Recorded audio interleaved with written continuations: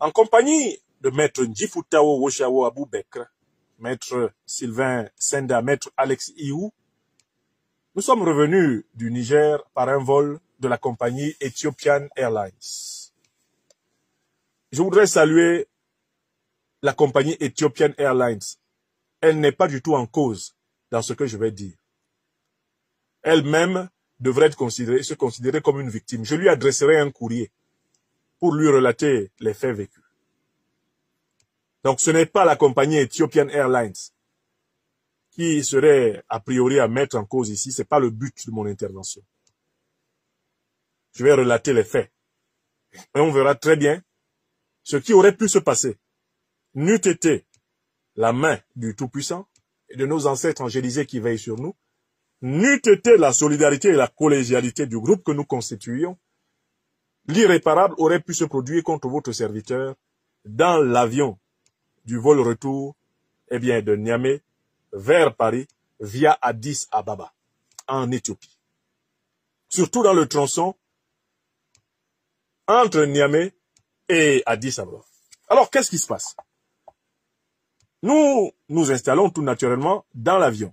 Nous sommes installés en classe économique de cet avion-là. Et j'aime beaucoup la classe économique parce qu'elle permet de rencontrer vraiment la diversité, plus facilement la diversité africaine que la classe affaires où on ne rencontre que des gens d'une certaine catégorie socio-économique. Il n'y a aucun doute là-dessus. Donc j'aime beaucoup la classe économique des avions parce qu'elle permet de continuer à échanger sur l'avenir de l'Afrique, à échanger sur les questions sociales, sociétales avec des personnes. Moi, j'aime bien tenir même des petites conférences, des petites conférences débats avec les Africains que je trouve dans les classes économiques des avions. Une fois que l'avion a fini la phase de décollage, vous savez, pendant la phase de décollage, on est astreint à rester sous ceinture.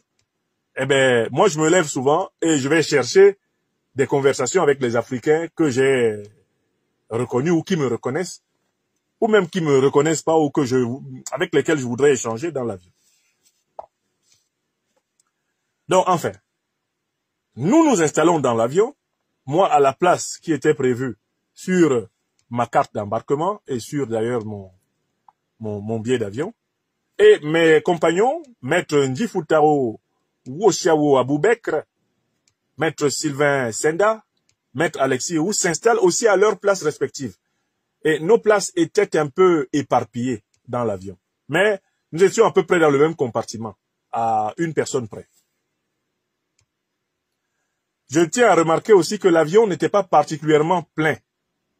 La classe économique avait plusieurs places qui étaient vides. Et en général, on attend que le décollage ait eu lieu pour voir si personne ne revendique une place. À ce moment, on peut se déplacer pour changer de place. Mais un manège curieux va se produire après le décollage de l'avion. C'est qu'il y a 4 individus, un noir et 3 blancs, qui se déplacent et qui s'asseyent autour de moi. L'un devant, l'un à gauche, l'un derrière. Et il y avait déjà l'un à ma droite, avec lesquels ils étaient en parfaite osmose. C'est-à-dire qu'ils constituent un carré autour de moi. Et il y a beaucoup d'autres places dans l'avion. Hein. Il y a 4 individus qui viennent constituer un carré autour de moi. Personnellement, je n'ai pas commencé par voir ce qu'il y avait de louche dans le fait que ces 4 individus viennent constituer un carré autour de moi alors qu'il y avait des places où ils auraient pu s'asseoir alignés, tous les 4, pour poursuivre leur conversation.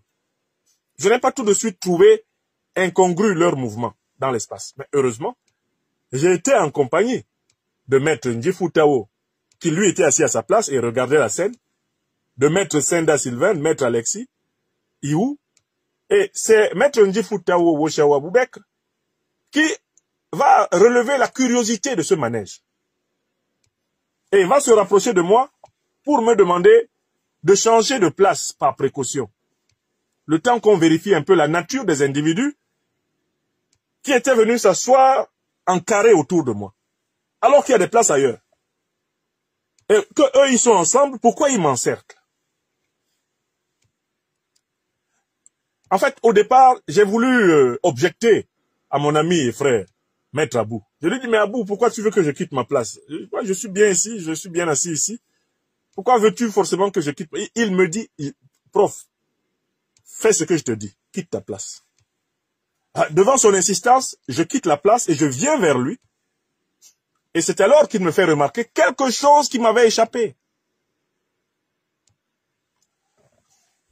C'est alors que Maître Abou me fait remarquer quelque chose qui m'avait échappé. Vous savez ce qui m'avait échappé? En fait, deux des individus qui composent le groupe des 4 étaient des individus qui étaient déjà venus s'asseoir près de nous au vol aller. On les avait vus au vol aller. Mais mieux, ces deux individus-là qu'on a vus au vol aller, ils étaient dans notre hôtel à Niamey. Toujours à 3-4 mètres de nous, quand on s'assoit au petit déjeuner le matin, les rares fois que nous avons déjeuné dans notre hôtel à Niamey, ces individus faisaient tout pour se rapprocher d'une manière ou d'une autre de notre table. Deux hommes, eh bien, de faciès européens. Oui! Donc on s'est rendu compte qu'en fait, ces deux individus, en fait, ce groupe-là nous suivait depuis un moment. Parce que même dans l'avion, ils font tout pour venir s'asseoir là où nous sommes. Alors qu'il y a d'autres places. Mais le plus curieux, c'est, alors qu'ils sont 4 et qu'ils peuvent s'asseoir sur une rangée de 4 qui était libre, ils décident de s'asseoir en carré autour de moi. Là, on a donc compris. Après qu'Abou m'ait relevé tous les indices, on a donc compris qu'en fait, on avait affaire à une équipe qui nous suivait. Une fois que nous avons vérifié que c'était bel et bien une équipe qui nous suivait, que ce sont des gens que nous avions vus en fait à l'aller, mais comme à l'aller, l'avion était très plein, en fait, ils n'ont pas pu s'approcher énormément, mais on les avait vus essayer de s'approcher à l'aller, de trouver des places pas très loin de nous. On les avait vus à l'hôtel essayer de s'approcher de nous lors des petits déjeuners et des déjeuners, mais nous aussi, nous exerçons une très grande vigilance sur nous-mêmes dans ces lieux-là et dans ces moments-là. Donc, personne, à aucun moment, n'a abandonné toutes nos assiettes pour aller se servir. Vous savez, le principe des petits déjeuners dans les hôtels, c'est souvent que vous allez vous servir, c'est une espèce de buffet. Et en effet, si vous abandonnez vos assiettes, votre tasse de café, pour aller chercher, je ne sais, un verre de jus d'orange, pour aller chercher une omelette, etc., ou pour aller chercher des œufs durs, ou pour aller chercher, je ne sais pas, une salade de fruits, mais quelqu'un qui est assis à côté peut en profiter pour introduire des substances nocives dans votre assiette. Donc, notre principe était que jamais, tous les trois, nous ne sommes levés de notre table. Et il y en a toujours un qui reste assis sur notre table à surveiller les aliments. Ce qui fait que, en effet, ces individus s'approchaient à gauche et à droite à chaque fois, et il y en a qui essayaient de nous distraire par des conversations, et ils faisaient semblant de parler anglais. C'est à ce moment que je me suis souvenu que leur anglais était particulièrement transparent, comme l'anglais de Ouattara Draman. Vous savez la manière de parler anglais d'Alassane Ouattara. C'est ainsi que beaucoup d'agents de la France-Afrique parlent anglais. Un anglais transparent, c'est un anglais derrière lequel vous reconnaissez le français. Alassane Ouattara fait des phrases du genre we don't want the blood to be verse. Nous ne voulons pas que le sang soit versé. We don't want the blood to be verse. C'est ce type de français, d'anglais là que ces individus parlaient. Un anglais tellement transparent et qui laissait clairement savoir que c'était des personnages qui étaient en fait des francophones. Et dans l'avion, quand ils sont venus s'asseoir autour de moi, l'un d'entre eux m'a salué en parlant son anglais franchouillard là. Oh, sir, I am very nice to see you. Oh, you are traveling with us. Et il m'a serré la main en disant ça. Il était très content de me voir et que c'était formidable que de voyager avec eux. Bon. Donc, ces individus, par la suite, on a vérifié qu'ils n'étaient pas du tout anglophones, qu'ils n'étaient pas du tout des Britanniques. On a vérifié qu'en réalité, ils circulaient sous une fausse identité. Donc, pendant que nous signalions tout cela aux augustes autorités nigériennes, nous atterrissions à Addis Abeba et ces individus s'évanouissaient dans la nature. Parce que quand on se rend compte du manège, nous sommes pratiquement sur le décollage au départ de Niamey.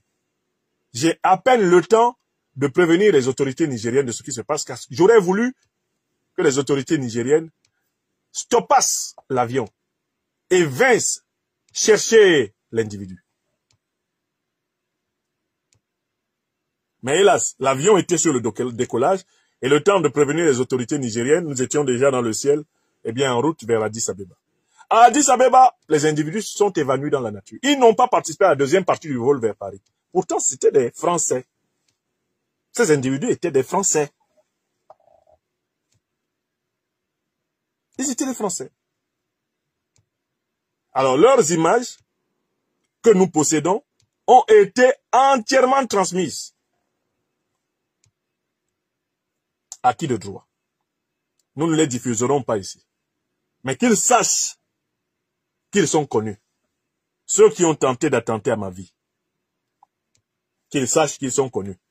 Et que le chemin de l'Afrique, eh bien, sera probablement leur chemin de Golgotha. La prochaine fois qu'ils vont s'y aventurer.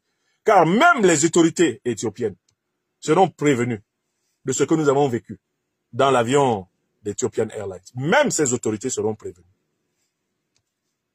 Ce sont des individus qui vont être reconnus dans toute l'Afrique comme dangereux et nocifs pour la paix et la sécurité, pour l'intégrité physique, eh bien, de ceux qui dénoncent le néocolonialisme français et l'impérialisme occidental. Vous comprenez? Voilà ce que je voulais vous rapporter fidèlement. Et je vous ai cité mes témoins. Maître Ndjifutao Woshawa Aboubek, Maître Alexis Ihou, Maître Sylvain Senda. La seule chose que je ne ferai pas, c'est que je ne peux pas dévoiler ici les images de ces individus.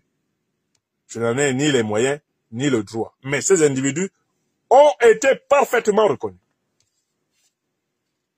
Leurs images ont été parfaitement reconstituées. Et qu'ils sachent que le chemin d'Afrique sera pour eux un chemin de Golgotha. S'ils s'aventurent de nouveau dans cette partie de l'Afrique, ils finiront, dans le meilleur des cas, en prison. Ah bon, la leçon qu'il faut tirer de tout ceci, c'est que quand le néocolonialisme et l'impérialisme occidentaux subissent des défaites sur le terrain médiatique, sur le terrain scientifique, sur le terrain intellectuel, sur le terrain moral, il ne leur reste plus que le recours aux éliminations physiques. C'est la vieille ficelle du colonialisme, du néocolonialisme, de l'impérialisme, de tuer les gens en pensant tuer les idées des gens. Mais on ne peut pas tuer les idées en tuant les gens. Vous avez tué Lumumba, mais les Africains se battent toujours pour leur souveraineté. Vous avez tué Oumiobe, mais les Camerounais se battent toujours pour leur souveraineté. Vous avez tué Sankara, les Burkinabés sont en train de se battre pour leur souveraineté.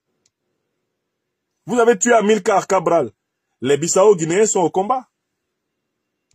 Vous avez tué Félix Moumié en l'empoisonnant à Genève. Et là, c'était William Bechtel, un espion de la SDES, les renseignements généraux français, qui a empoisonné Moumié en novembre 1960 à Genève. Mais les idées de Moumié sont vivantes.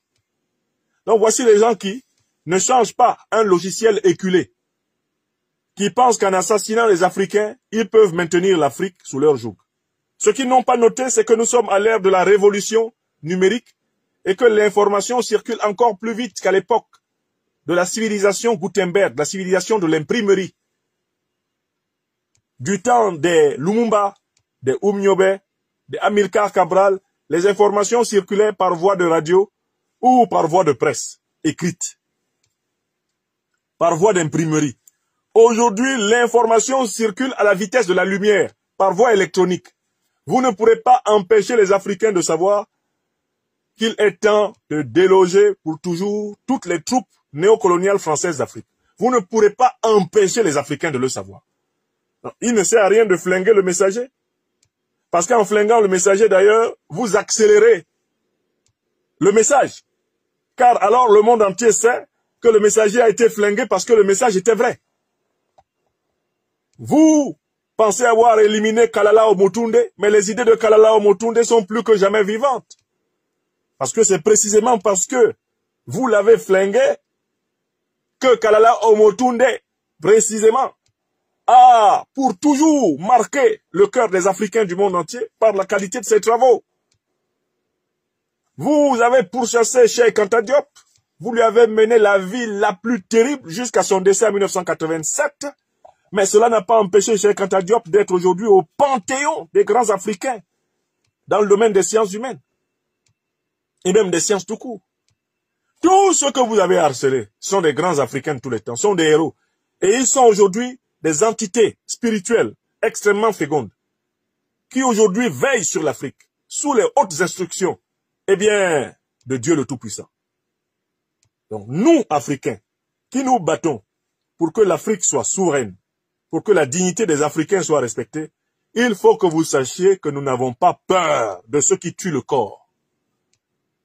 Mais nous avons peur de ce qui peut tuer l'âme.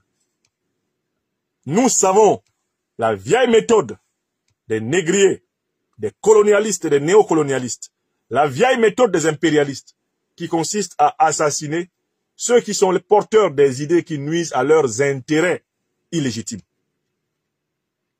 Mais je tiens à vous rappeler que cette méthode ne va que aggraver l'effondrement de vos intérêts illégitimes. En continuant à nous traquer, en continuant à nous viser, en continuant à chercher à nous atteindre physiquement, vous allez en réalité provoquer la plus grande déflagration contre vos institutions en Afrique. Les Africains savent de plus en plus que ceux qui touchent au moindre cheveu de leurs serviteurs doivent en payer la totalité du prix, par tous les moyens nécessaires. Les Africains le savent. Et la loi d'action-réaction va s'appliquer avec fermeté sur le continent africain. Tout ce que je demande, moi, Nyamsi Ouattara, aux Africaines et aux Africains, c'est d'être intrépides dans l'exercice de la justice contre ceux qui attentent aux vies des Africains. Intrépides à leur rendre le mal qu'ils font sous la forme d'une sanction. Intrépides à rendre justice des innocents, comme nous nous battons pour Moustapha Banga. Ainsi, les Africains doivent prendre l'habitude de ne pas laisser éliminer gratuitement les leurs. C'est la seule façon pour les Africains de protéger leur vie, que de ne pas laisser ces puissances disposer de la vie de ceux qui les défendent. Donc, le boomerang de la vérité-justice doit s'exercer contre toutes les puissances coupables d'éliminer les Africains, coupables de traquer les Africains.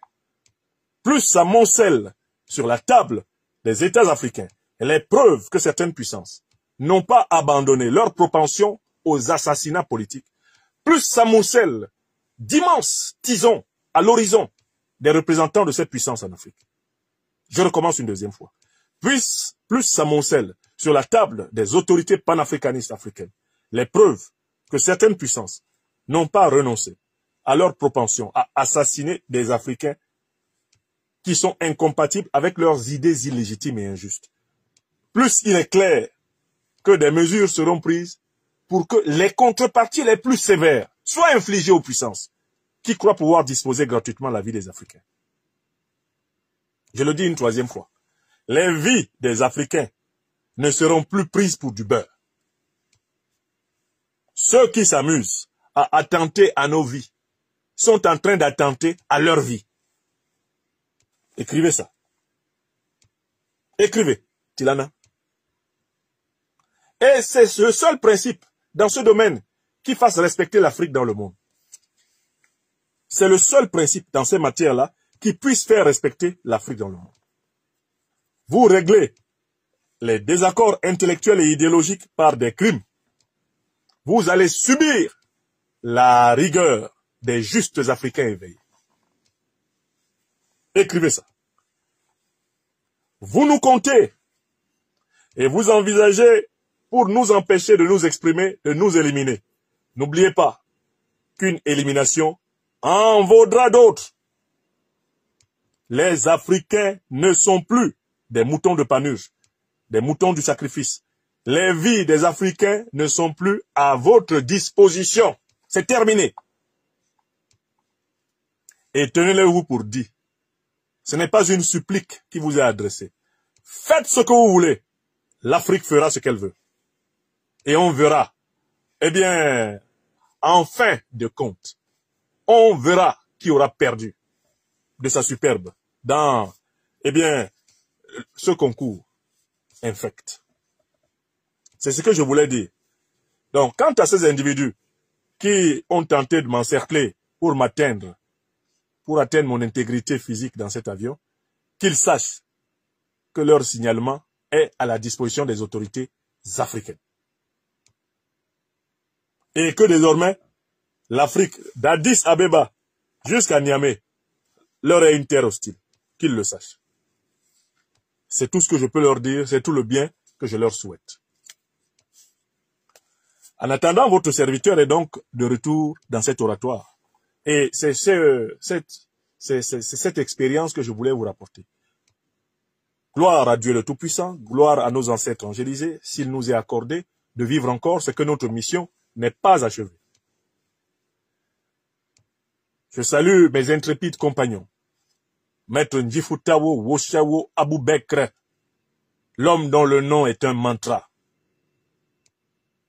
C'est lui qui m'a dit, prof, lève-toi. Lève-toi maintenant. Et au départ, nous avons même fait un interchangement de place. Maître Alexis Ihou a accepté de venir prendre ma place. Moi, j'ai pris provisoirement la place de Maître Alexis Ihou en attendant qu'on clarifie le statut de ces individus. Je voudrais ajouter que par la suite, dans l'avion d'Ethiopian Airlines, j'ai donné une conférence pour dénoncer les espions des puissances néocolonialistes occidentales qui tentent d'attenter à nos vies. J'ai donné une conférence dans l'avion qui a été suivie par des dizaines d'Africains et qui a été applaudie, soutenue et approuvée par les Africains qui étaient dans l'avion. Je demande à ceux qui sont témoins de cela d'en parler sur les réseaux sociaux pour que les Africains sachent que j'ai fait face à mes ennemis avec calme et détermination. Et j'ai dit, dans le compartiment d'avion où se trouvaient les 4 espions, dont un qui se cachait la tête, vous reconnaîtrez ceux qui ont tenté d'attenter à mon intégrité physique au fait qu'ils se cachent le visage. Les 4 espions avaient la main comme ça. C'était les seuls à avoir la main comme ça. Les gens se sont retournés et ils ont vu ceux qui avaient le visage caché. Les 4 voyous, cerbères de la France-Afrique, lancés à nos trousses. Oui. Parmi ceux-ci, il y avait un homme parlant une langue camerounaise. Vous vous rendez compte?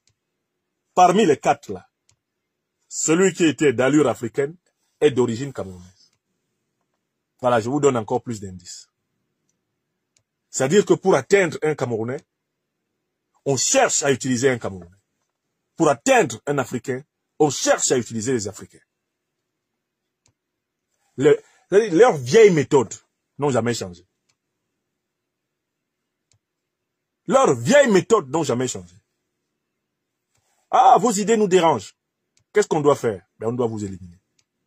Pourtant, ce sont les mêmes qui disent qu'une société civilisée est une société où le débat contradictoire, le pluralisme des idées, la diversité des points de vue est une richesse. Pourtant, sont les premiers à réciter les mots de Descartes. C'est proprement avoir les yeux fermés, sans tâcher jamais de les ouvrir que de vivre sans philosophie. Et une société est d'autant plus éclairée qu'on compte en son sein de vrais philosophes.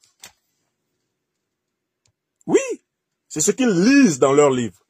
Mais dans la pratique, un Africain qui ne partage pas leurs idées, eh ben, il faudrait qu'il soit mort. Eh bien, les Africains emmerdent tous ceux qui considèrent que parce qu'ils ne pensent pas comme eux, ils doivent être morts. Les Africains disent, nos vies valent celles de tous les autres hommes. Nous n'accepterons plus que nos vies soient sacrifiées gratuitement. C'est terminé. Écrivez ça, Tiladin. Écrivez. Voilà. Donc, je tenais à vous rapporter cela. Je vous ai cité mes témoins. À l'occasion, lors de la future conférence de presse que je ferai en compagnie des avocats du collectif, vous pourrez interroger Maître Ndjifutawo Woshawo Aboubekre, Maître Alexis Ihou ou Maître Senda sur ces événements. Vous pourrez toujours les interroger. Ils sont témoins. Et il y a des personnes qui étaient dans cet avion et qui sont témoins de ma déclaration publique dans l'avion. Parce que je suis par la suite allé demander à Maître Alexis Ihou de quitter l'endroit où se trouvaient ces individus. Quand j'ai quitté la place qu'ils avaient encerclée, l'un des membres du groupe, les 2 membres du groupe se sont éloignés de la place. Ils ont également quitté la place. Et je suis allé chercher Maître Alexis Ou en lui disant, tu ne restes pas là. Je ne veux pas que tu risques ta vie parce que tu viendrais essayer de me remplacer. Allons tous ensemble sur de nouvelles places. Je suis allé chercher Maître Alexis Ou en lui disant, tu ne restes pas non plus là. Je m'en voudrais qu'il t'arrive quelque chose parce que tu m'as remplacé. C'est ma responsabilité de chef de délégation de tout faire pour que vous rentriez vivant dans vos foyers. Voilà des choses que nous avons vécues il y a moins de 48 heures. Je tenais à les rapporter ici. Alors, pour dire, bon, d'abord, il n'y a pas de sécurité à 100%. Pour dire que les méthodes néocolonialistes, colonialistes, négrières n'ont pas changé envers les Africains, le vieux logiciel qui consiste à chercher à éliminer les Africains qui ne répètent pas la vulgate de la France-Afrique, ce vieux logiciel fonctionne toujours. Mais il y a quelque chose qui est nouveau, c'est qu'à la tête des pays africains sont en train d'émerger des hommes qui ne laisseront plus faire ça en vain. Sont en train d'émerger des hommes qui imposeront la contrepartie, qui poseront la contrepartie sur la table des événements mondiaux, selon le principe d'action-réaction.